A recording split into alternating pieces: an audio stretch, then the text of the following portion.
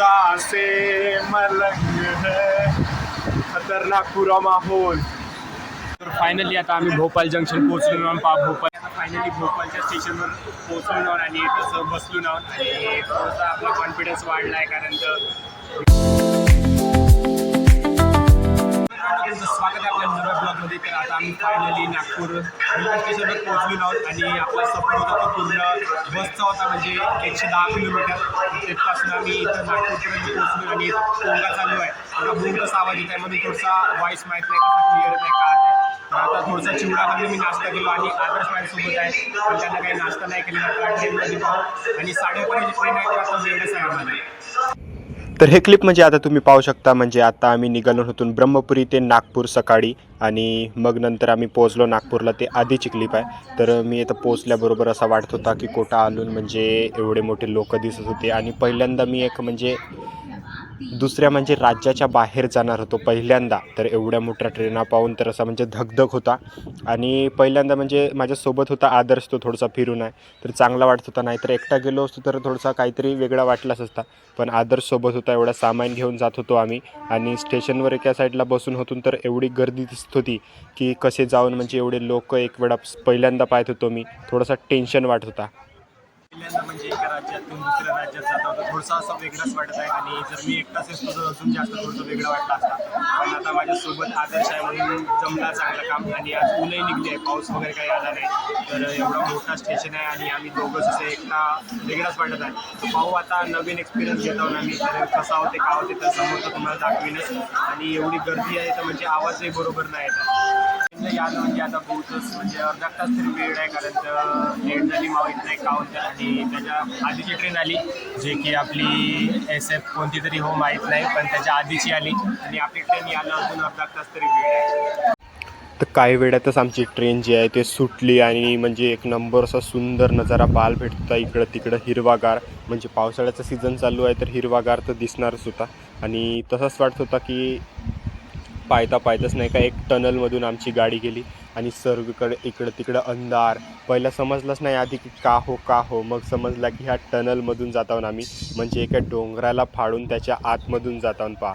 आणि वरती झोपून होतो मी आणि त्यानंतर झोपून एवढा सुंदर व्ह्यू दिसत होता म्हणजे माझ्यासमोर पहा झोपून होतो मी आणि डोळ्याच्या समोर एवढा सुंदर व्ह्यू जे की आपण दिल्लीच्या रूटला जातो तर तेवढा काही असा दिसत नव्हता.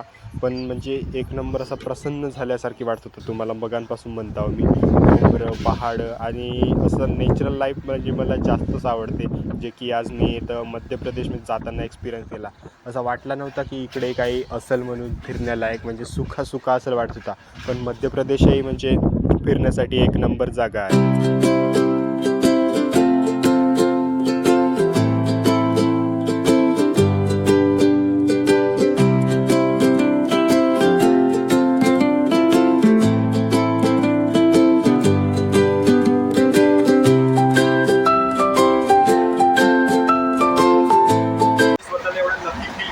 एवढा सुंदर नजारा पाहायला भेटतंय आज. असं वाटलं नव्हतं का म्हणजे पुरं बोरिंग असेल पण एवढा म्हणजे हिल स्टेशन आहे त्याचं आणि मनालीसारखी फील येत आहे. तर बहुतच चांगलं वाटत आहे म्हणजे घरून निघायच्या आधी तर असा वेगळंच वाटत होता कसा जाऊन का करून. पण इथं आल्यावर पुरा मन प्रसन्न पहा इकडे दाखवतो आता मी. सांसें मलंग है, खतरनाक पूरा माहोल.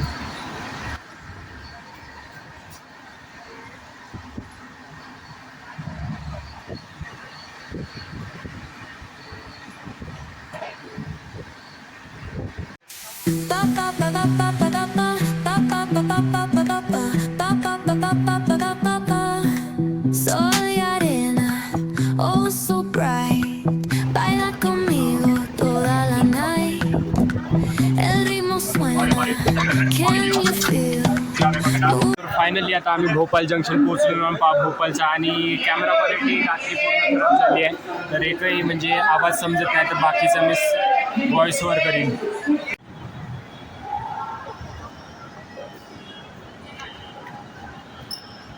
फायनली भोपाळच्या स्टेशनवर पोहोचलो आहोत आणि तसं बसलो आहोत आणि थोडासा आपला कॉन्फिडन्स वाढला आहे कारण इकडं बाहेर आलो आपल्याला कोणी ओळखत नाही काय नाही तर बोलायला तेवढा काय नाही तर बस एक्सलेटरच्या आम्ही समोरच बसून आहोत आदर्श आहे माझ्यासोबत आणि काहीतरी वेगळा केल्यासारखे वाटत आहे म्हणजे जेव्हा आपण काहीतरी वेगळा करतो आणि आपल्याला खुशी होते तो तसंच चांगला वाटत आहे तर पाहू आता कॅब बुक केली आहे आपली आता थोड्या वेळ देईल नंतर आपण रूमवर जाऊ.